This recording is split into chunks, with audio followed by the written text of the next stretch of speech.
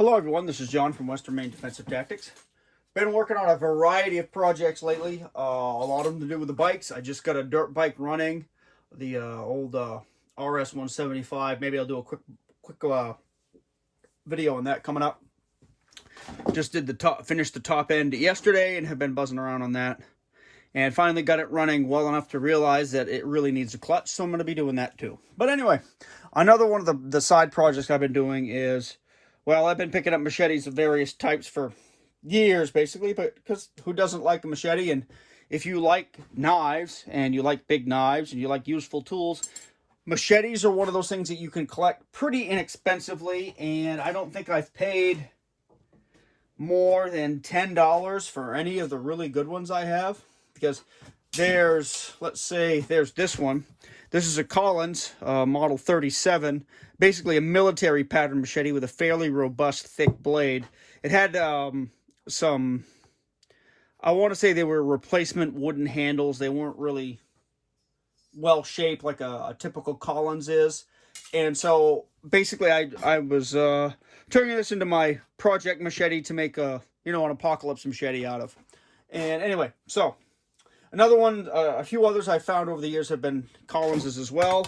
I found this one, I can't remember where, either at a yard sale or, some little tool sale beside the road.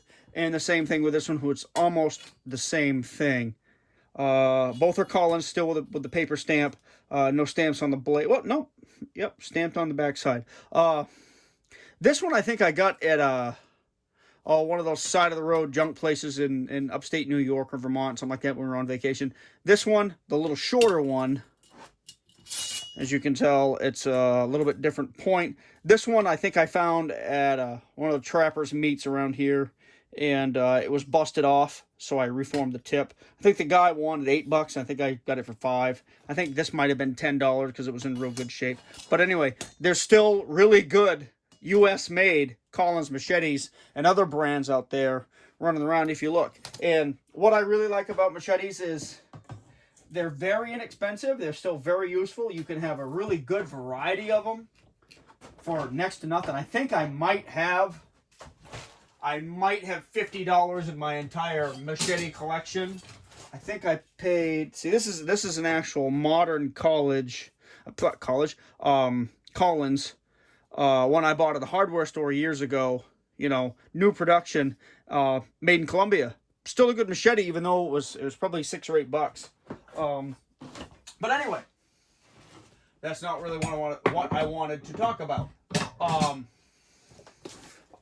That's a portion of the machetes that I have. I've got a bunch more. Some I've made because machetes are pretty simple tools, but still very useful. Though up here in the Northeast, they have, let's say, not as broad a use as they do in warmer climates.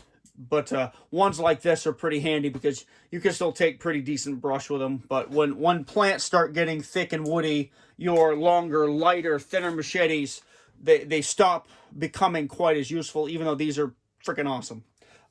You can take trees and shit with them.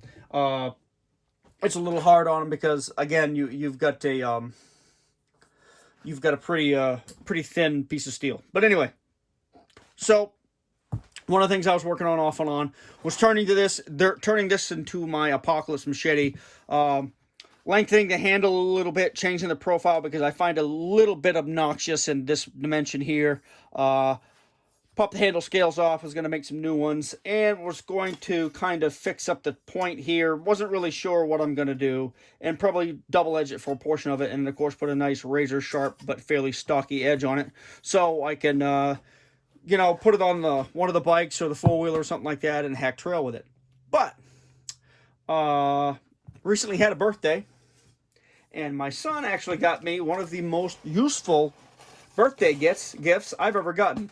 And if you're like me, you're a pretty simple person, birthdays aren't really that big a deal to you. But, as time goes by, you get fewer and fewer of them. And there's fewer and fewer of the people that you know and you love that are at those birthdays. So it's something else. And it's I'm not saying that birthday gifts are the gift. No, having the birthday is the gift.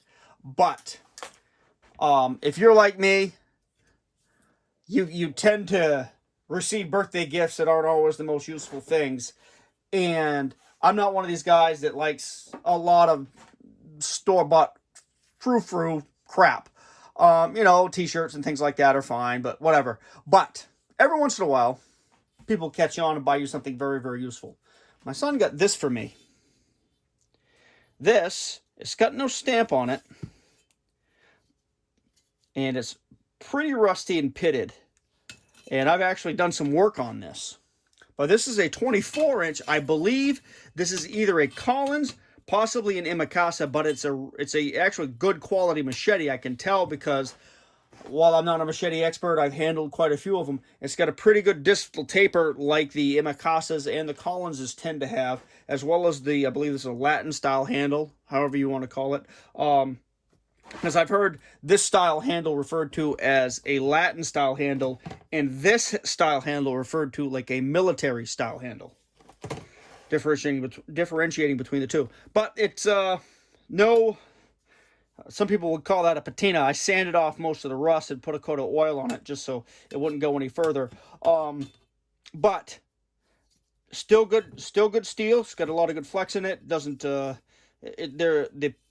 there's some pitting in it, but it hasn't pitted all the way through or deep enough to really weaken the blade. So what I'm going to do is turn this into kind of my apocalypse machete. Because one, it's really cool. My son did a really good job picking out a good machete for me, which is kind of heartening to me because I tend to think that he has ignored a lot of the things about picking up tools and weapons and things that I've taught him over the years because I'm his dad, and at a certain age, you stop listening. So anyway, first thing I'm going to do is probably take and draw file the edge because there are some pits and nicks. I want to get that all nice and smooth and straight, so when I sharpen the edge, I don't have any gaps in it. And then I'm going to do quite a bit of sanding on the blade. I'm not saying I'm going to go right to, bare steel and have it shiny, but I'll clean it up some, and then I'll put a nice edge on it. I may or may not modify the handle because this handle's got a couple cracks in it. I may modify it so it's that much longer, so it's, hand and a half. And I'll dress up the point because I had to hammer out the point because it had a bit of a bend in it because it does get fairly thin at the end. And I don't know.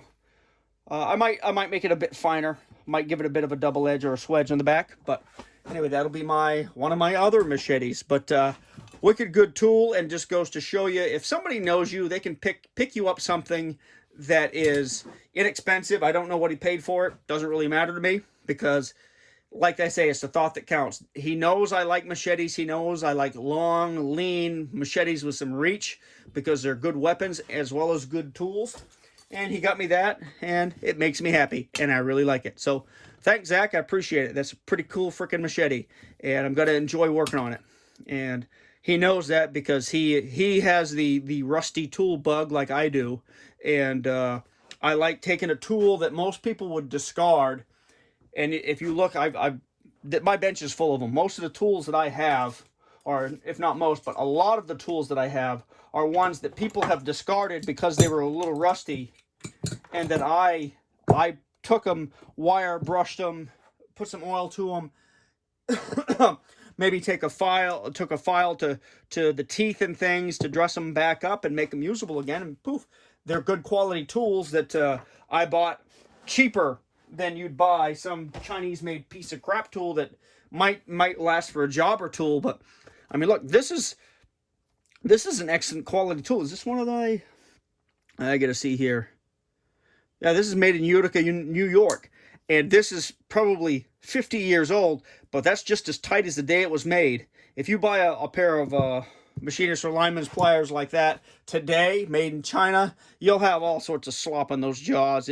The wire cutters will barely work. They won't grip anything because the whatever grip or crosshatch it has in the jaws will it'll be too soft, or it won't be very deep, things like that, or both.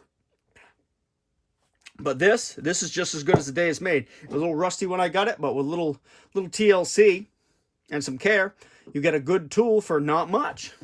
that's exactly what this machete is going to be. It's going to be a great tool for me, and there's all sorts of weeds and crap that I can go after with it, hack a little trail with it, you know, all that good summary stuff. And if the apocalypse comes, I'll have myself a little bush sword.